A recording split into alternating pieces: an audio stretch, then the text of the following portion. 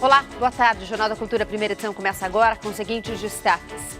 O Banco Central decide por corte maior da taxa básica de juros e os grandes bancos já anunciam redução nos juros das linhas de crédito para os clientes. Como as altas temperaturas dificultam a vida das gestantes, mulheres grávidas sofrem com inchaços e quedas de pressão. A gente dá as dicas para amenizar os sintomas sem depender do ar-condicionado. Maior onda de frio em um século já provoca a morte de mais de 80 pessoas na Europa. E na Austrália o problema é o calor, com temperaturas acima de 40 graus na sombra. A correria de todo dia para dar conta dos compromissos não impede que o brasileiro seja um dos povos que menos se preocupa com a pontualidade no mundo. Na entrevista da semana, a situação dos presídios brasileiros. Qual a responsabilidade do Estado e por que dignidade nas prisões garante mais segurança para todo mundo? Os tênis de rodinha viraram febre entre a criançada, mas especialistas alertam: usar o equipamento como calçado e não como brinquedo pode trazer problemas para a saúde das crianças. A gente começa falando justamente dessa moda entre a criançada acelerando nas férias com esses tênis de rodinhas, mas os médicos alertam: eles devem ser usados como uma espécie de patins para brincar, nunca como calçados. Dores nos tornozelos e nas pernas podem indicar problemas para a saúde dos pequenos. Tênis com rodinhas, uma febre entre a criançada. A Gabriela adora, não tira dos pés. Eu brinco aqui em casa, no andar de baixo, eu brinco na garagem, vou no mercado, aí eu ando um pouco.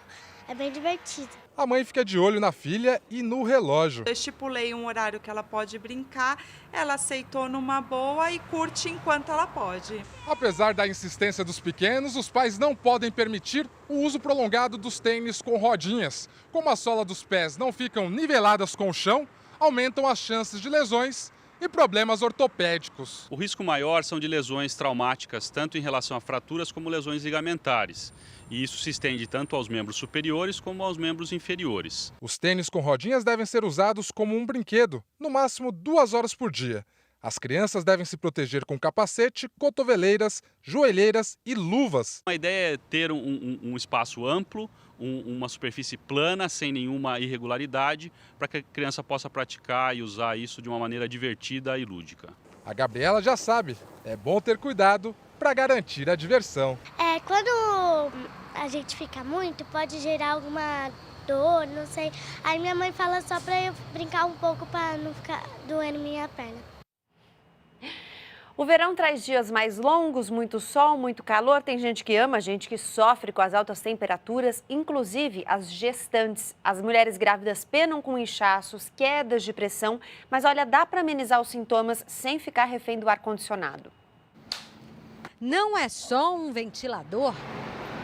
Somos melhores amigos. Eu levo ele para onde eu for dentro de casa. No 9º mês de gestação, Érica está ansiosa pela chegada de Tomás e pelo fim do calor. Eu não vi a hora de chegar o calor, porque eu achava que o frio me fazia ficar muito doente. E aí, quando chegou o calor, mudou tudo. O verão é uma dor de cabeça para gestantes. A grávida, pela quantidade de líquido circulante, de sangue circulante e metabolismo mais alto, ela tende a ter uma temperatura mais alta. E a tolerância dela ao calor acaba sendo menor. Esse calor excessivo, aliado à falta de ingesta de líquidos de forma adequada, pode fazer com que a pressão arterial caia. E isso, inclusive, é perigoso, porque o fluxo de sangue na placenta pode diminuir. A gente pode diminuir o aporte de sangue, oxigênio e nutrientes para esse bebê. É comum as grávidas terem mais tonturas, inchaços, manchas na pele quando as temperaturas sobem. A dica para evitar tudo isso? Sombra e água fresca. Roupas leves e arejadas, procurar lugares abertos mais arejados e o principal, hidratação. A decisão do novo prefeito de São Paulo, João Dória Júnior, de multar quem chegar atrasado às reuniões chamou a atenção para um ponto polêmico da personalidade do brasileiro: a falta de pontualidade. Dona Antônia é daquelas que não admitem atraso de jeito nenhum, tanto que não tira o relógio do pulso. Assim como eu não gosto de esperar, também não deixo os outros esperando por mim.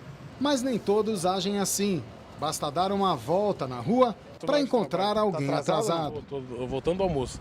Tá atrasado? Estou um pouco. Pouca gente repreende esse tipo de comportamento, então muitos brasileiros fazem isso, sim. A gente tenta programar, mas não dá certo, entendeu? Às vezes, os atrasadinhos se dão mal. Nas provas do Enem, por exemplo, não tem perdão. Quem não chega na hora, perde o exame. Quem nunca se atrasou para um compromisso que atire a primeira pedra? Mas como ninguém perde a hora de propósito, não faltam justificativas. Você pega um Uber, um táxi, um ônibus, até o mesmo metrô e atrasa. Demoro no banho, demoro na maquiagem, demoro arrumando meu cabelo. Eu passo 5 cremes no meu cabelo. E deixa eu ver, eu troco de roupa, eu escolho outra roupa, aí a roupa não tá bom. Aí atrasa mesmo. Aí atrasa bastante. Esta psicóloga diz que o brasileiro não sabe administrar o tempo. Para ela, o exemplo vem de cima. O nosso próprio governo atrasa com tudo. Atrasa com o atendimento hospitalar, atrasa com as obras. As pessoas que conseguem cumprir horário, elas têm um planejamento de vida diferente. Com 12 milhões de desempregados, a crise batendo a porta, o mercado de trabalho não está muito fácil. Para diminuir a distância entre candidatos e empregadores, milhões de brasileiros têm recorrido à internet. Isso dá resultado, mas também há riscos. A internet não é só o meio de trabalho de Renata. É também a principal ferramenta que ela usou para conseguir os últimos empregos. Eu gasto 80% do meu tempo em procurar em grupos específicos da minha área de trabalho. E 20% eu ainda gasto nos sites de recrutamento, mas é o tempo todo online. 1 em cada 3 internautas brasileiros usou a internet para procurar trabalho em 2015. As empresas também estão de olho nas redes sociais. 13% das multinacionais encontraram novos talentos pelo Twitter no ano passado. Com 12 milhões de desempregados no país, o número de candidatos é hoje bem maior que o de vagas disponíveis. A chance de usar a internet para se recolocar no mercado pode e deve ser valorizada.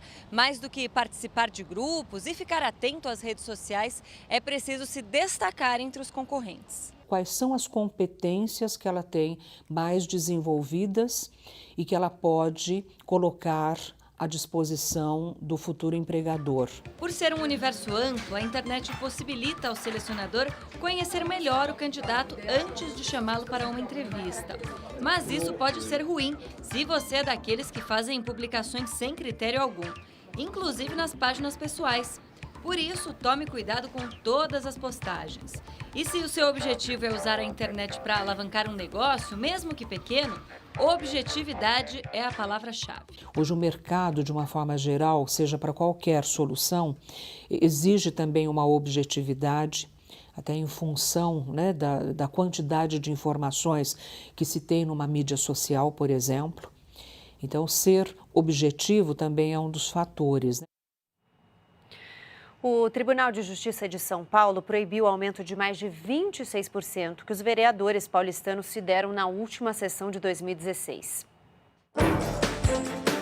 A liminar representa a segunda derrota dos vereadores paulistanos na tentativa de reajustar os próprios salários de pouco mais de R$15 mil para quase R$19 mil.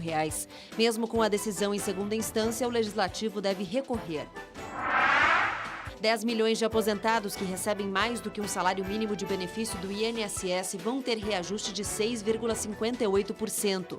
Ele é maior do que o aumento de 6,48% destinado a quem recebe o mínimo, mas está abaixo do previsto pelo Orçamento da União em agosto, que era de 7,5%. Desde o dia 1º, o salário base no país passou de R$ 880 para R$ 937. Um protocolo único de atendimento pretende fortalecer o combate à violência contra a mulher. O projeto Integrar, assinado hoje pelo governador Geraldo Alckmin, irá reforçar as ações conjuntas entre a Secretaria de Segurança Pública e o Ministério Público para o enfrentamento da violência contra a mulher. A parceria tem por objetivo fortalecer a Lei Maria da Penha. Nós já temos um trabalho que vem de um bom tempo. Primeira Delegacia de Defesa da Mulher, 24 horas no centro de São Paulo, e já com 133 DDMs. A última inaugurada no fim do ano em Campinas. E estamos expandindo esse bom trabalho, integrado agora com o Ministério Público e com o protocolo único para todas as polícias no estado de São Paulo. 400 mortes violentas nas penitenciárias brasileiras em 2016, mais de uma por dia. 95 em Manaus e Roraima em massacres só na semana passada. Na entrevista da semana, a situação dos presídios brasileiros. A gente foi saber de quem é a responsabilidade pela segurança e pela dignidade. E por que o sistema penitenciário do país é uma panela de pressão. Quais as possíveis saídas? A gente conversa com o coordenador do Núcleo de Estudos da Violência da USP, Sérgio Adorno. O Estado tem responsabilidade sobre uma pessoa presa? Nessa condição, o status é de uma pessoa tutelada pelo Estado. Quer dizer, o Estado é responsável por fiscalizar o cumprimento da pena, além de aplicar a pena, fiscalizar o cumprimento da pena, o que significa também garantir a sobrevivência e segurança desse indivíduo que está cumprindo a pena dentro das prisões. Então, a responsabilidade do Estado é inegável.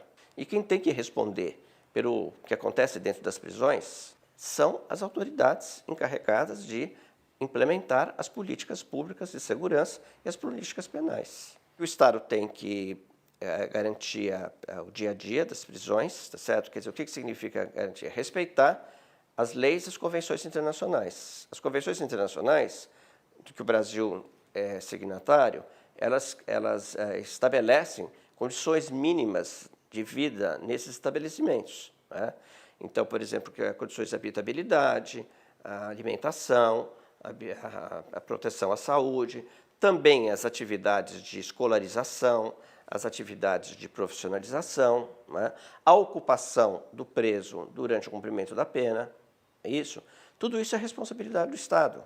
O Estado não só tem que criar as condições para que a prisão funcione em condições minimamente adequadas, como ele deve fiscalizar o cumprimento da pena, na expectativa de que o indivíduo que cumpriu a pena retome os seus direitos civis em condições de conviver pacificamente na sociedade.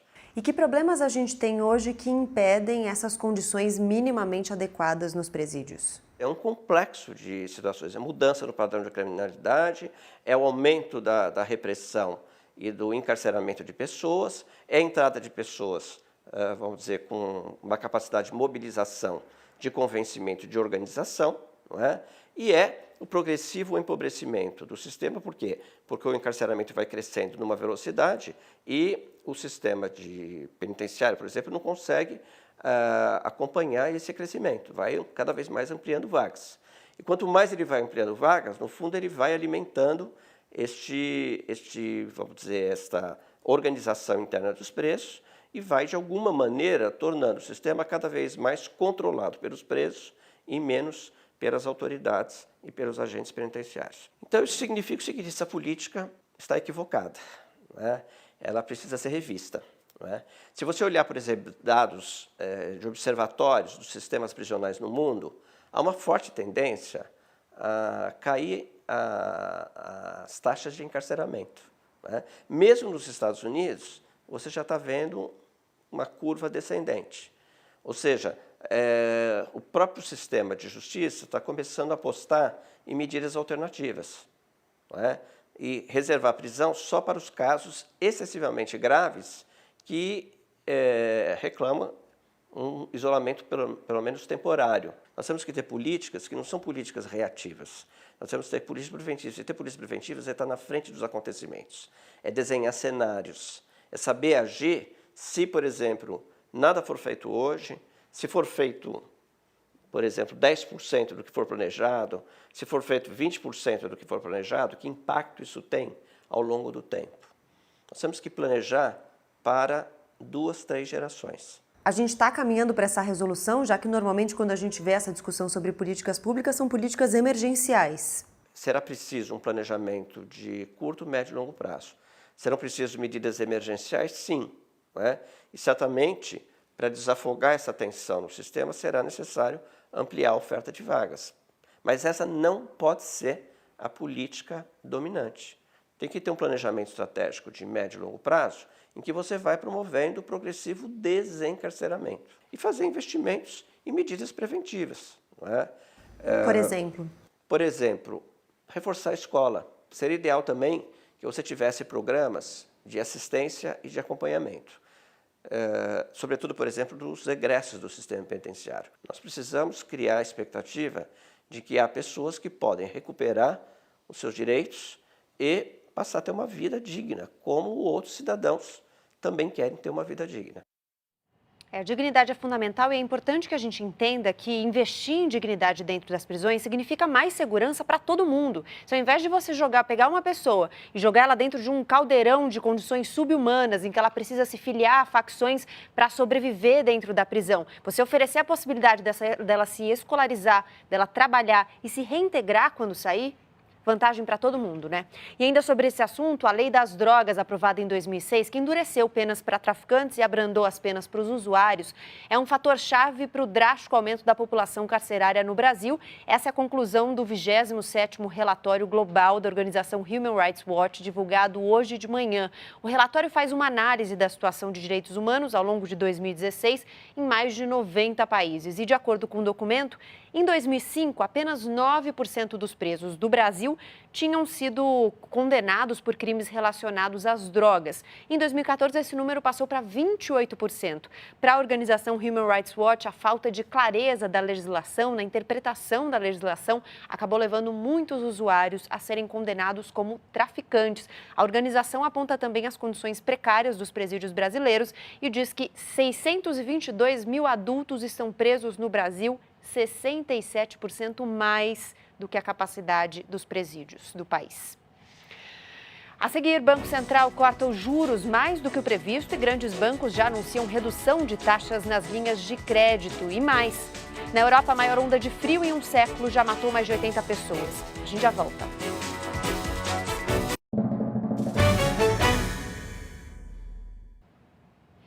Você tem ideia quanto paga de imposto no material escolar? Na caneta e na régua, chega a metade do preço. Isso só reforça aquela dica, né? Pesquisar muito antes de comprar. Quem já voltou das férias com os filhos está com a lista e a calculadora nas mãos.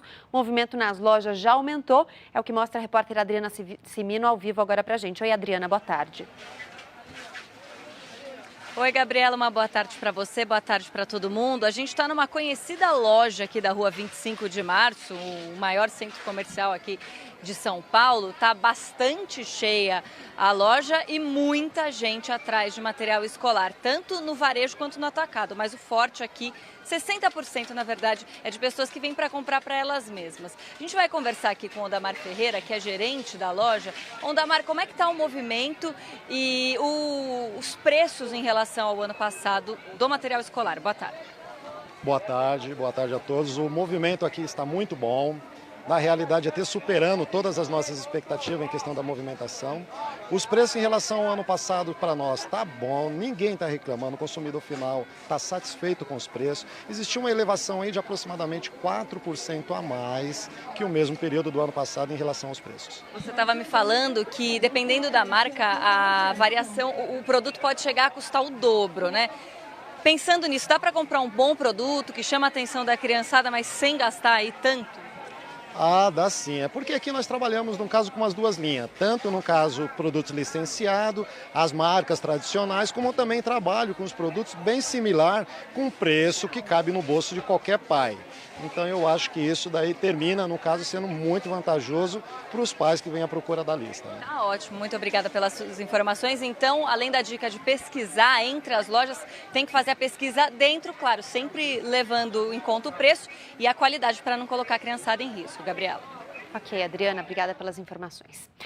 Depois que o Banco Central anunciou a redução mais forte da taxa Selic, 3 grandes bancos, Bradesco, Banco do Brasil e Caixa, já anunciaram um corte dos juros nos empréstimos aos clientes. Por unanimidade, na primeira reunião do ano, o Copom, Comitê de Política Monetária do Banco Central, cortou a taxa básica de juros em 0,75 ponto percentual. É o maior corte em 5 anos. Agora, a Selic está em 13% ao ano. Foi o terceiro corte seguido na taxa Selic. A medida se deu, segundo o Copom, em razão da queda da inflação, principalmente dos alimentos, mas disseminada pelos diversos setores da economia. Os cortes nos juros dos empréstimos devem contemplar as linhas de crédito pessoal, financiamento de veículos e cheque especial, entre outras. Mas olha, cuidado, porque os juros devem cair só um pouquinho, ou seja, eles vão ficar um pouquinho menos estratosféricos. A orientação continua sendo evitar as dívidas com os bancos. Notícias internacionais. O Escritório de Ética Governamental dos Estados Unidos criticou a decisão do presidente eleito Donald Trump de manter o controle de suas empresas nas mãos dos filhos dele enquanto ele estiver à frente da Casa Branca. Para a agência, isso não elimina conflitos de interesse. Ontem, na primeira entrevista coletiva desde que foi eleito, Trump voltou a reforçar promessas de campanha e hostilizou jornalistas. Trump se recusou a responder à pergunta de um dos repórteres porque diz que não gostava da empresa em que ele trabalha. Acusou a imprensa de divulgar notícias falsas. O republicano negou a existência de um dossiê russo contra ele, mas admitiu pela primeira vez a atuação de hackers russos na campanha. Trump voltou a falar em construir um muro na fronteira com o México e em acabar com o Obamacare. Passa de 80 o número de mortos pelo frio glacial que atinge a Europa. 10 países registram vítimas. Na Sérvia, pessoas morreram congeladas. A principal preocupação ainda é com os campos de refugiados, onde as tendas e barracas não protegem do frio. Ainda não há medidas emergenciais sendo executadas na maioria dos países que abrigam milhares de refugiados. Olha, se na Europa o problema é o frio, no hemisfério sul é o calorão que preocupa. Para quem acha que está quente aqui no Brasil, a Austrália vive uma onda de calor com temperaturas superiores a 40 graus na sombra. Hoje, previsão de 46 em algumas cidades. Para especialistas, essas temperaturas extremas, tanto friozão quanto calorão, refletem o desajuste do clima no planeta. Hora do esporte. Boa tarde, Cadu. Tudo bem, Gabi? Tudo bem, Inclusive, você? o Australian Open, que começa o primeiro Grand Slam do ano, deve começar dia 16 com essas temperaturas aí. Tá tendo alguns torneios preparatórios. A Austrália em Perth, em Sydney, tá difícil muito jogar, quente. né? Opa, complicado. Se já é difícil no frio, no calor. A gente começa falando de vôlei. A era Bernardinho, tão vitoriosa no vôlei brasileiro, chegou ao fim nesta quarta-feira. Vamos ver. Foram 16 anos no comando da Seleção Brasileira Masculina de Vôlei, 22 à frente das seleções, pois também foi técnico das meninas.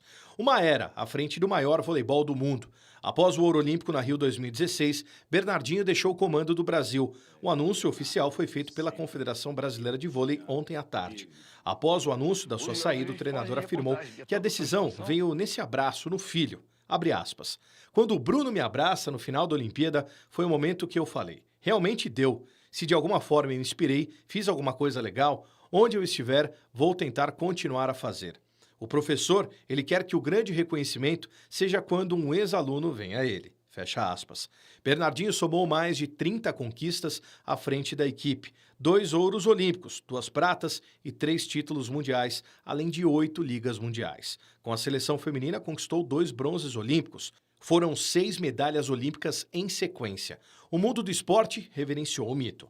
No seu lugar entra Renan Dalzotto, outro remanescente da geração de prata. Já dirigiu clubes italianos e do Brasil, sendo campeão da Superliga em 2006. E pelo que se conhece, tem o mesmo perfil exigente na gestão dos projetos. Sorte aí ao Renan Dalzotto. Ontem um festival de gols encerrou a segunda fase da Copa São Paulo de Futebol Júnior. Vamos ver. Fluminense e Figueirense. O tricolor carioca chegou a abrir 3-0 no placar. Eduardo e Paulinho 2 vezes. Aliás, uma jogada que originou o pênalti, habilidade pura do Pedrinho, chapéu e passe de letra.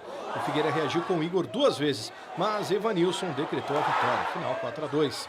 Cruzeiro e Bahia em São Bernardo. A equipe celeste abriu o placar com Tony Anderson. Ele de novo chutou. O goleiro Dejair defendeu e Cezinha empurrou para o fundo das redes. O Corinthians segue firme na busca por mais um troféu da competição.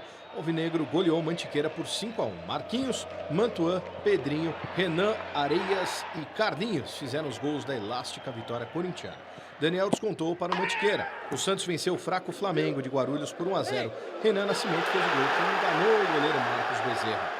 São Caetano e Goiás. Patrick abriu o placar em Esmeraldino. O Azulinho empatou com o Matheus. E nos acréscimos, Matheus fez fila e pênalti. Marlon cobrou e deu a classificação para o time do ABC. E o moleque travesso, hein? Aprontou mais uma. Tiaguinho fez o gol do Juventus contra o Grêmio Osasco. Para fechar, o atual campeão Flamengo estraçalhou o Nacional 6-0. Gols de Kleber Moraes, Patrick, Lincoln, João Pedro e Lucas Silva. De 120, 60, agora 30 clubes permanecem na disputa da Copinha. É isso aí, Gabi. Valeu, até amanhã, Cadu.